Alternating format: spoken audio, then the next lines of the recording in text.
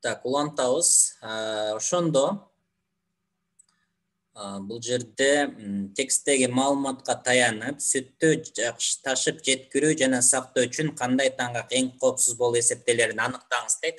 Биз анда текстке артка кайтабыз дагы жана токтогон жерден улантып кетишибиз керек. Так, ай дегенде дүкөнгө сатылган нерселерге кезге турган термин. Так, бул жерде окуганбыз. Муну окуганбыз. Өтө пастер үчүн жогорку сапаттагы сүт гана жарайт деп турат, бул жерде. Так, жакшы, анда үчүнчү мифке жеттик, үчүнчүнү окуйбуз. Биз силер менен ошондо биринчи суроого жооп бердик. Жаңы салган сүт иштетилгендей, так, муну жооп бергенбиз. Так, экинчиге жооп бере элекпиз, жаңы салган сүттүн ысытып иштетилген сүткө караганда кандай эң негизги артыкчылыгы бар дейт. Буга жооп берсек болот, балдар, себеби жаңы салган сүттө эмнелер бар дедиле, кана варианттарыңарды сунуштагылачы көрөйүн. В дейт, ал өзүнүн даамын жана пайдалуу сапаттарын узагыраак сактайт дейт. Жаңыда оору козгогон микроорганизмдер азыраак дейт. Консерванттар, дам жакшырткычтар, стабилдеткичтер жок дейт. ВС ооба туура келет, ал организм үчүн пайдалуу заттар. ГС туурараак келет экен, себеби анда организм үчүн пайдалуу заттар көбүрөөк камтылган дейт. Себеби узагыраак сактайт деген мунубуз туура эмес болуп калат, себеби 2 сааттан кийин эле бузулуп баштайт деген сүйлөм бар эле го, эсиңерде болсо. Ошонун негизинде В варианты туура эмес болуп калат. Ошондуктан муну жооп бердик, үчүнчүгө да жооп бердик. Эми текст, демек 3 суроого жооп бердик, 4-түнчүнө жооп бериш үчүн эми кайра окушту улантышыбыз керек экен. Ушинтип иштейт балдар, мына. Улам кайра текстке кайтып, кайра суроого кайтып, кайра текстке, мына окуу жана түшүнүү ушундай кылат да. Анан 2 жолу окуп чыгып, анан же болбосо жок, андай эмес. Мына ушундай иштейсиңер балдар. Мен ушинтип иштейм. Жакса, ушундай кылып иштегиле. Так. Үчүнчү өтө пастерленип, так, эстен чыгып кетти. Могу жерге келгенбиз, Үчүнчү миф, эгерде сүт көпкө сакталса, демек ал табигый эмес дейт, Бул дагы миф экен, демек. Демек, миф деп атканда бул чындык эмес деген сөз. Демек, ошого көпкө сактаса боло турган тууралуу кеп болот экен да. Демейдеги коркутуу, дүкөндөгү сүттө табигый эмес, жасалган нерселер көп. Коомдук пикир муну менен өнүмдү узак мөөнөт бою жаңы бойдон сактоого жардам берүүчү ар кандай консерванттарды, жакшыртуучуларды жана стабилдегичтерди айтат дейт. Айылдын сүтү бир күндүн ичинде эле эрип кетиши мүмкүн. Ал эми өтө пастерленген сүт мындан бир топ узак убакыт бою сакталат дейт. Өтө пастерленген деген эсиңерде болсо, өтө жогорку температурага чейин ысытып тургандан тез муздатып ийгенде ичинде бактериялардын баардыгы өлүп, бирок ичиндеги пайдалуу заттар сакталып калган тууралуу кеп болгон, эсиңерде болсо. Демек, ошол мунун сыры өндүрүү процессинде өзүндө камтылган. Өтө пастерленип, картон таңгакка куюлган сүттү асептикалык шартта, тактап айтканда, сырттан эч кандай бактериялар же микроорганизмдер келе албаган жабык бөлмөдө өндүрүшөт дейт. Бактериялар жок болсо, иритүүчү факторлор да жок болот дейт. Демек, бактерия жок болсо, иритүүчү фактор да жок болот экен. Сактоо мөөнөтүн узартуу абдан ыңгайлуу. Эгерде силер сүттү кээде эле пайдалансаңар, ичиндеги сүтү түгөн элек, бирок мөөнөтү аяктап калган кутучаларды таштагандан тажаган чыгарсыңар дейт. Так, бул жерге чейин бүттү. Анан мен суроого жооп таптым. Силер деле таптыңар болуш керек, Демек, 4-түнчүгө жоопторду сунуштагыла, балдар, кана.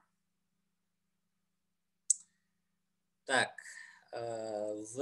картондон жасалган таңгак дейт, Так, азаматсыңар. Мына оңой эле таптык, азаматсыңар. Бардыңар 200 балды алчыдай эле болуп турасыңар, Туура да. Ошондо мугалимдин ой жүгүртүүсүн өзүңөргө мындай алышыңар керек. Аны үчүн аны менен көп сүйлөшүңөр керек, көп тапшырмаларды талдашыңар керек дегендечи. Азаматсыңар. 85 градуска да жооп берип койсок болот деп атат окуучулар. Бирок 85 градус боюнча азыр мен көрө элекмин пока. 85 айтылды эле. 85 градус. Бул жерде бар экен да, азаматсыңар мана. Пастерлөө жогорудагы этият мамиле. Так, суроону карайлычы. 85 градус температурасында пастерлөө учурунда сүттү ушул шартта канча убакыт кармоо керек дейт, Андан могу жерде 85 градус пастерлөө үчүндө 65, 85 же 98 градуска чейин ысытылып, андан кийин ошол шартта жарым саат 1 мүнөт же 15 секунд кармалат дейт. Аябай жакшы жеркен балдар. Ошондо 85 болгондо кандай болот? Суроону тапкыла. Бул жерде бескер окугула мына. Ыкмага жараша сүт 65, 85 же 98 градуска чейин ысытылып, андан кийин ошол шартта жарым саат 1 мүнөт же 15 секунд кармалат дейт. Ошондо, так, мен жоопторду окуп коеюн балдар. 1 мүнөт, 15 секунд дейт. 1 мүнөт. Бул жерден кантип тапмакпыз балдар?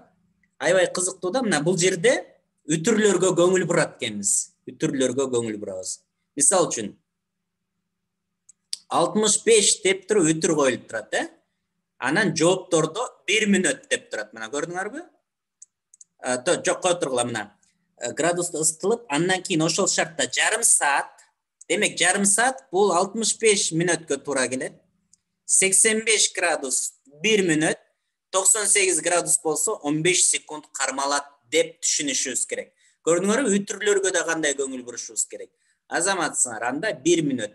Демек, муну дагы Б'сы туура жооп болуп калат экен. Б деп ким айтты? Кана чилистендер бар бекен, азаматсыңар. Эжекелер түшүндүргөндө, так, не дейт, азыр бир окуп коеюнчу. Ага, эжекелер түшүндүргөндө оңой эле болуп тура иштейбиз, анан өзүбүз келгенде таппай калабыз, өзүбүздө иштесек болот да, минута берип дейт. Ооба, эжекелер иштегенде оңой болгондо себеби эжекеңер аткарып атат да. Бул учурда азыр мен аткарып атам. Силер жөн эле телевизор көрүп, корейский кечеки айткан корейский сериалдын экинчисин көрүп отурасыңар да азыр. Эмне үчүн өзүңөр иштегенде оор болуп калат? Себеби силер биринчиден окуу ылдамдыгыңар мындай эмес.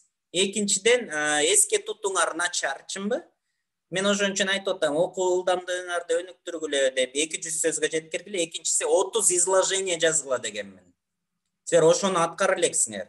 Азыр чогуу аткарып атабыз дагы, ооба. Ошондо жанагы кече күнкү сабакты кайталап ичиндегини машыга турган болсоңор, анан ушул мугалим талдаганды көбүрөөк көрүшүңөр керек да силер. Бизден дистанциондук курстарда булар бар. Мындан башка тексттерди да талдаганбыз көп. Ошолорду ошол курстарга жазылып алып көрүшүңөр керек балдар. Азыр жеңил жакшы шарттарды кылып койгонбуз. Ошолорго катышкыла, мүмкүнчүлүк болот бардыгыңарда эле. Аябай арзан кылып 11-класстарга мүмкүнчүлүк болсун деп. Так, кийинкисин карайлы анда. Кийинки муга да жооп бердик. Азаматсыңар, 85. Эми балдар карагыла. 6-чыга келдик. Так. Бул текстте миф деген сөз кандай түшүнүктү берет дейт балдар. Ошондо миф деген биз түшүнүп калдык. Миф дегенде бир адамдардын бир ою болуп атат, анан ошого карама каршы нерсе келип атат. Демек, сүттү иштетүү жана сактоо жөнүндөгү чыныгы фактыларды начар билген кишилердин пикири дейт. Болушу мүмкүн, болушу мүмкүн. Азыр башка вариантты дагы карайлы. Кишилердин сүттү иштетүү жана сактоо жөнүндөгү пикирин ырастаган чыныгы фактылар жок. Чыныгы факты бул миф эмес, ал карама каршы ой болуп атпайбы? Кишилердин сүттү иштетүү жана сактоо жөнүндөгү жаңылыш пикирин жокко чыгарган чыныгы фактылар дейт. Так, мен түшүнгөн жокмун. Кишилердин сүттү иштетүү жана сактоо жөнүндөгү жаңылыш пикирин жокко чыгарган чыныгы жок. Миф андай эмес, миф тескери болуп атат. Сүттү иштетүү жана сактоо ишине өздөрү түздөн түз катышкан кишилердин пикири жок, андай эмес болуп калды. Анда так, балдар эмне деп сунуштап атат? Көпчүлүктү карайлычы.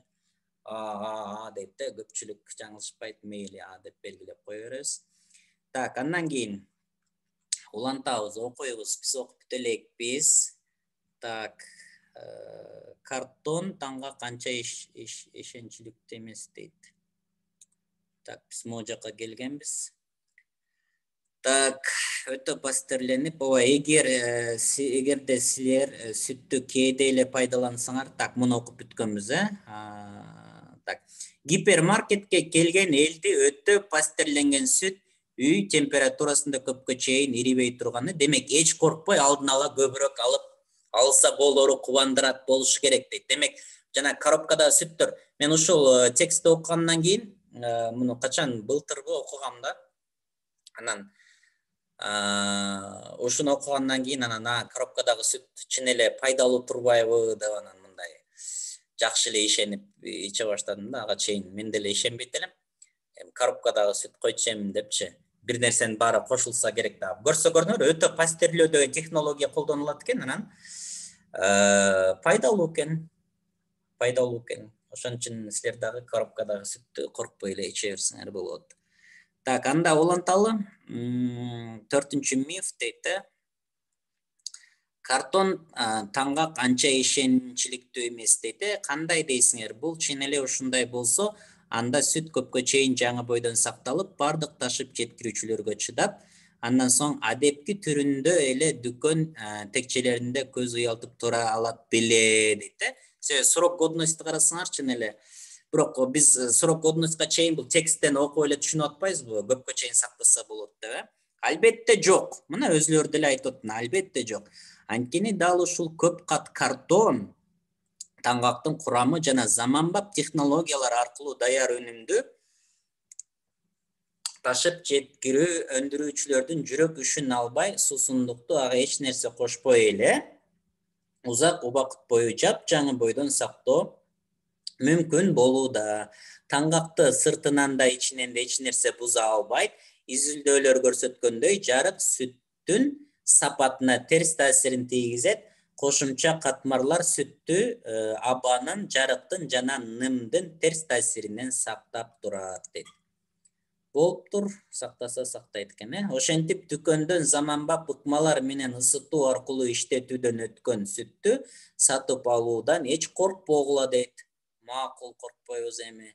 Өтө пастерленген сүттө жаңы өнүмдүн бардык пайдалуу сапаттары сакталып, ошону менен бирге ал бардык зыяндуу бактерияларды макул, бул жагы түшүнүктүү. Эми балдар карагыла. Бул жерден биз 4-чүгө жооп бердик, 5ке жооп бердик, 6га да жооп бердик. Эми 7, 8, 9, 10 дагы 4 суроого жооп беришибиз керек. Силер менен эми мына текстти, демек, биринчи биз суроолорду окудук, кичине эмебизге информация келди, анан текстти бир сыйра окуп бүткөнгө чейин биз 6 суроого жооп бердик.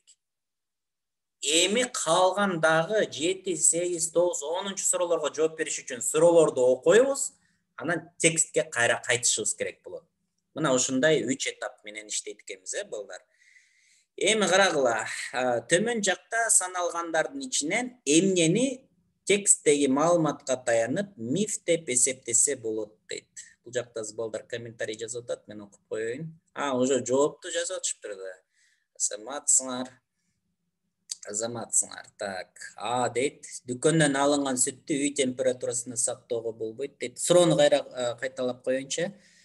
Так, төмөн жакта саналгандардын ичинен эмнени тексттеги маалыматка таянып миф деп эсептесе болот. Чындык эмес деген сөз, Дүкөндөн алынган сүттү үй температурасында сактоого болбойт дейт. Ири фермердик чарбалардан келген сүт лабораторияларда кылдат текшерүүдөн өтөт дейт. Бул миф эмес, өтсө өтөт, ооба. Стерилдөөдөн өткөн сүт көп жагынан өзүнүн пайдалуу сапаттарын жоготот дейт. Бул чындык, бул миф эмес. Дүкөндөгү сүт сактоо мөөнөтүн узартуу үчүн консервант кошууну талап кылбайт дейт. Дүкөндөгү сүт сактоо мөөнөтүн узартуу үчүн консервант кошууну талап кылбайт. Ооба, талап кылбайт, бул да чындык. Демек, Б, В, Г чындык болсо, анда калп деп белгилеп коебуз, сразу эле. Так, туура, азаматсыңар. Аябай жакшы иштеп атасыңар, балдар. Төмөн жакта келтирилген айтымдардын кайсынысы ушул тексттеги башкы ойду эң так берет дейт. Эми биз текстти бир сыйра окуп чыктык, суроолорду окуп, анан ушундай жооп бергенде көп эле маалымат мээбизде калат да. Азыр байкап атсаңар, көп эле маалымат мээңерде эле калып атат балдар. Себеби биз суроолорду окудук, жооп бердик. Анан текст өзү деле мындай жакшы текст экен да, мындай кыйнабаган. Бирок мындай чындыкты айтканда, ортодогу тексттердин бардыгы эле ушундай. Мындай татаал деле текст бербейт балдар. Анан эмне үчүн окуучулар анда эме болот, жакшы белгилей албай калат. Себеби силер азыр мындай жалгыз эле ушул текстке келдиңер да, тест учурунда отурганда математиканы иштеп, аналогияны иштегиче мээңер чарчап калат да. Анан ошондуктан ушундай жеңил тексттерди деле иштей албай каласыңар да. Демек биз мээбизди чыдамкайлыкка көндүрүшүбүз керек экен балдар. Анын үчүн көп иштешибиз керек да, көп окуш керек, мээни көндүрүш керек. Так, төмөн жакта келтирилген айтымдардын кайсынысы ушул тексттеги башкы ойду эң так берет дейт. Кишилер сүттү адам үчүн зарыл болгон пайдалуу жана даамдуу азык деп эсептешет дейт. Ооба, ошондой. Кишилер иштетилген сүт жөнүндө ойлогон ойлордун көбү чындыкка туура келбейт дейт. Ооба, туура экен. Иштетилген сүт пайдалуу сапаттарын жарым-жартылай эле сактайт. Бул калп. Жаңы салган сүт иштетүү процессинде өзүнүн пайдалуу сапаттарын жоготпойт дейт. Жок, жоготот, жоготот. Себеби эгерде бул жерде айтып атат да, жаңы салган сүт иштетүү процессинде өзүнүн пайдалуу сапаттарын жоготпойт деп атат. Бирок бул жалпы айтылган ой болуп атат да, биз кайсы учурда жоготпойт экен? Эгерде өтө пастерлөө учурунда гана жоготпойт, бирок иштетүү дегенде жалпы ой болгон үчүн баягы эки иштетүү, стерилдөө, анан жанагы дагы бир ыкмасы бар эле, ошол дагы кошулат деген сөз да. Ошондуктан бул жерде иштетүү процесси деген сөз бул жалпы ой болгон үчүн мунун ичинде баягы эки ыкмасы, үч ыкмасы баардыгы камтылган үчүн жоготкон учурлары да болуп атат. Ошондуктан бул туура келбейт экен, В туура келбейт экен. Ошондо А жана Б варианты туура келип калыш керек экен. Ошондуктан кайра эми ушул эки В менен Гны чийип салдык дагы, анан А менен Бны карашыбыз керек экен. Так, балдар жооп берип атат. Так, Б дейт. Б, А. Агай, сиз бекер сабак өтө бересизби дейт. Эмне кылайын эми? Платный өтөйм анан. Так. Ой, эми бекер өтүп аткан нерсени деле кабыл алып, өзүңөргө пайда ала бергиле балдар. Силерге кичине жардам болсун деп атабыз. Так. Өзүбүздүн мындай тажрыйба менен кичине бөлүшүп койсок, анан кийин силер эме болосуңар да. Бир 10 жылдан кийин силер биз карып калабыз, анан силер бизге окшоп жаш болосуңар. Анан мамлекет силердин колуңарда болуп калат да. Анан ошо силерден жакшы кадрлар чыкса, силер Кыргызстанды көтөрөсүңөр. А биз Кыргызстанды мына ушундай салым кылып атабыз да. Кыргызстандын келечегине мына силерге бекер болсо дагы ошо бир күндө бир болсо, бир саат болсо да пайда болсун деп. Эми Б менен А болот, кайсынысы дейт. Кишилер сүттү адам үчүн зарыл болгон пайдалуу жана даамдуу азык деп эсептешет дейт. Кишилер иштетилген сүт жөнүндө ойлогон ойлордун көбү чындыкка туура келбейт дейт. Эми экөө тең туурадай көрүнүп атат. Суроону кайталап окушубуз керек да. Төмөн жакта келтирген айтымдардын кайсынысы ушул тексттеги башкы ойду? Ушул тексттеги деп атат. Демек бул жерде текстте сүттү иштетүү ичиндеги жана мифтер деп атат. Демек анда Бсы туура келип калат экен, балдар. Бсы туура келет экен. Анан 9-ду карайбыз. Иштетилген сүт узагыраак сакталарын далили кайсы саптарда келтирилген дейт. Эми балдар саптарды карап чыгышыбыз керек. 10-15 саптарда дейт. Так, 10-15 сапка кайтабыз. Сүт абдан даамдуу жана пайдалуу болгону бир кичинекей маселе бар. Көбү жаңы сүттү же болбосо анча узак сакталбай турган сүттү ичкен жакшы деп ишенишет.